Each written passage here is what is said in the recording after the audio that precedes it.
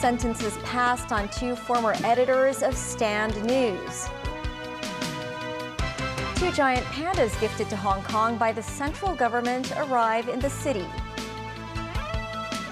And Ukraine's president urges global leaders to stand with his country in its war with Russia.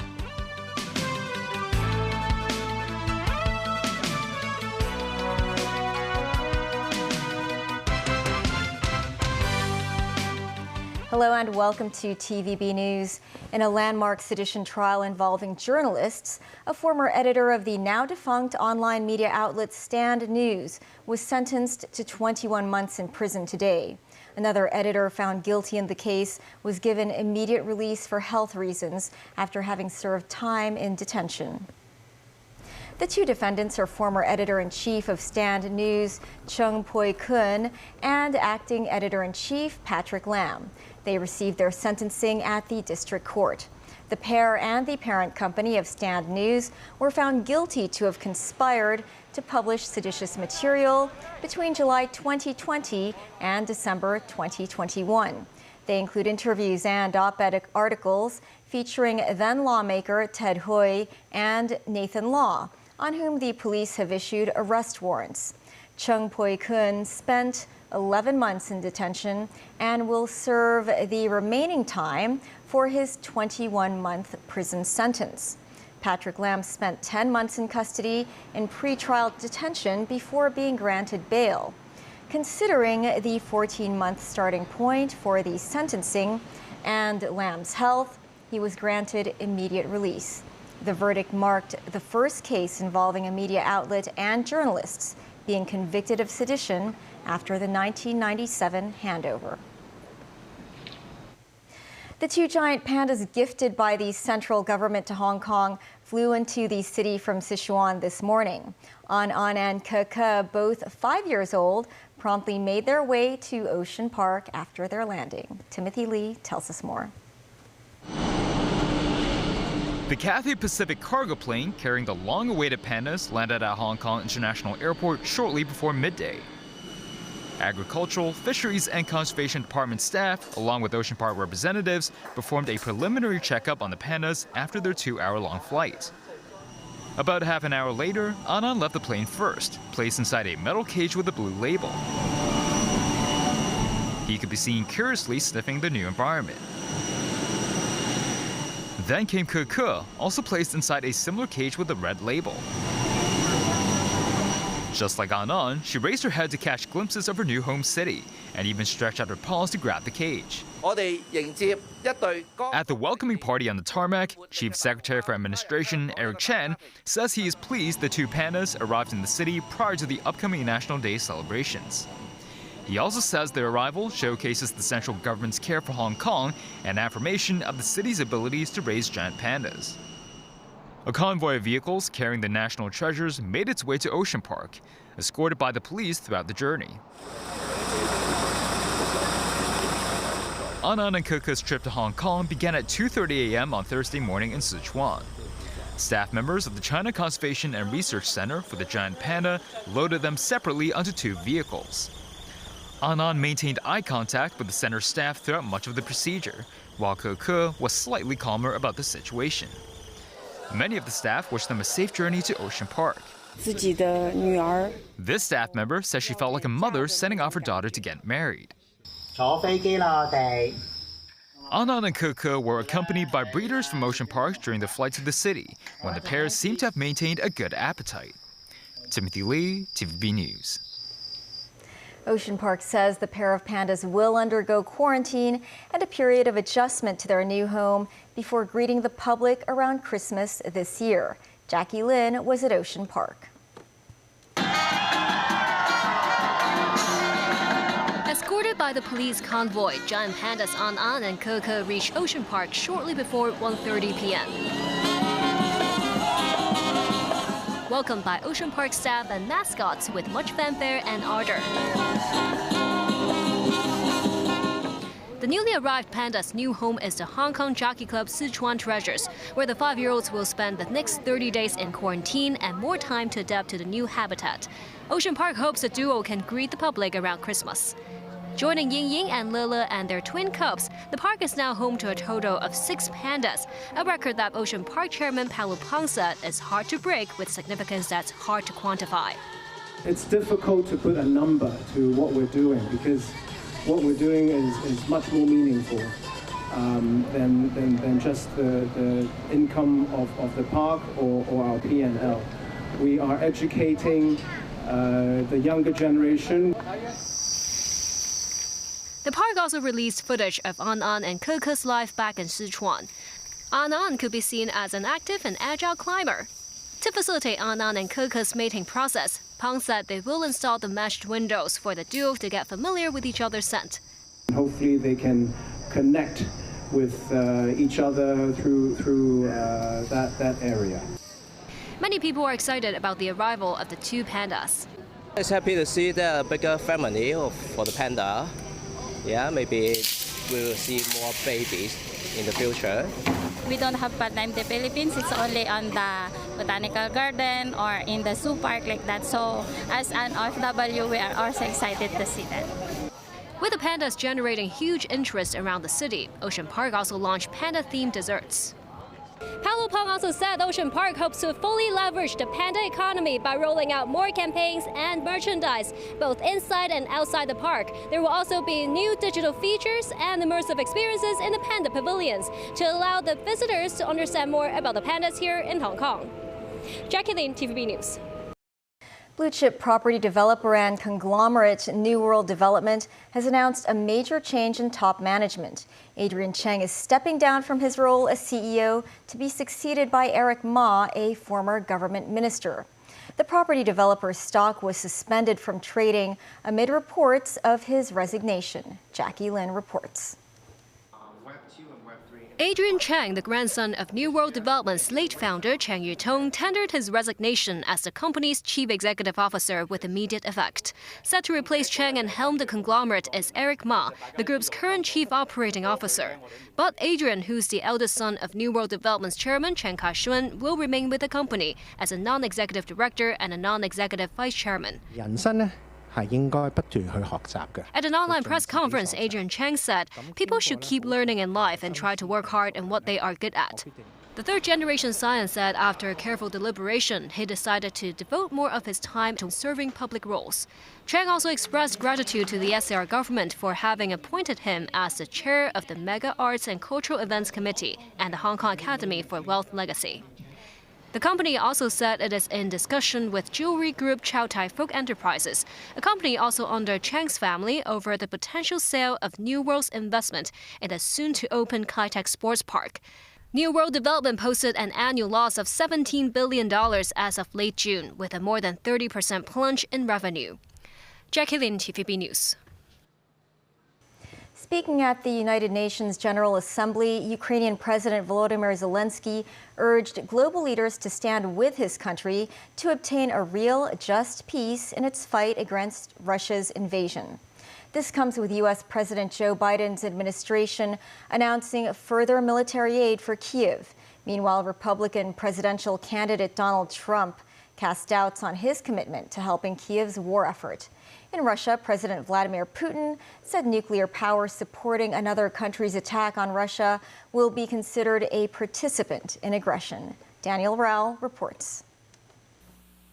Ukrainian President Volodymyr Zelensky urged global leaders to stand with his country and not seek an alternative instead of a real just peace. At a time when he faces growing pressure from Western allies and some of his fellow Ukrainians to negotiate a ceasefire, Zelensky told the UN General Assembly there's no alternative to the peace formula he presented 2 years ago. It seeks the expulsion of all Russian forces from Ukraine and accountability for war crimes. Meanwhile, US President Joe Biden launched a declaration of support for Ukraine's recovery and reconstruction. With this declaration, over 30 countries and the European Union have made important commitments. First, as Ukraine continues to make necessary reforms to fight corruption, we're committed to providing Ukraine with the resources it needs to build back stronger than it was before. This comes as Biden announced more than $8 billion in military assistance for Ukraine on Thursday to help Kyiv win their war against Russia. On Wednesday, the White House announced a separate military aid package totaling $375 million, comprised of medium-range cluster bombs, rockets, and armored vehicles. In contrast, Republican presidential candidate Donald Trump raised questions about how much he would be willing to support Kyiv should he return to the White House.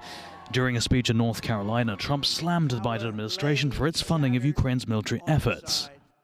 A deal could have been made if we had a competent president instead of a president that egged it all on.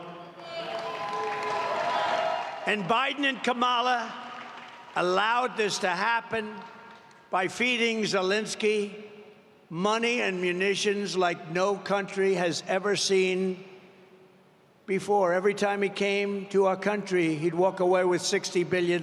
He's probably the greatest salesman on earth. Elsewhere, speaking during a meeting of Russia's Security Council that considered changes in Russia's nuclear doctrine, Russian President Vladimir Putin announced a revised version of the document, saying an attack against Moscow by a non-nuclear power with support of a nuclear power will be seen as their joint attack on the Russian Federation.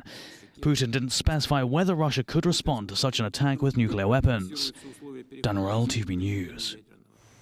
China has protested about a Japanese naval ship sailing through the Taiwan Strait yesterday. A Tokyo newspaper reported that for the first time, a destroyer patrolled the strait to send a message to China. The passage was reportedly conducted in concert with naval ships from Australia and New Zealand. The newspaper said the three nations' navies were scheduled to hold joint exercises in the South China Sea starting today. The foreign ministry in Beijing told Japan not to do it, saying they were disrupting cross-strait stability. Foreign Ministry spokesman Lin Jian said China is on high alert regarding the political intention of this move by Japan and has made a solemn protest to the Japanese side. Still ahead, neither Israel nor Hezbollah agreed to Western calls for a 21-day ceasefire. A bus hijacking in Los Angeles leaves a passenger dead. And the sole candidate for CUHK's next president, Dennis Lowe, meets the university's staff and students.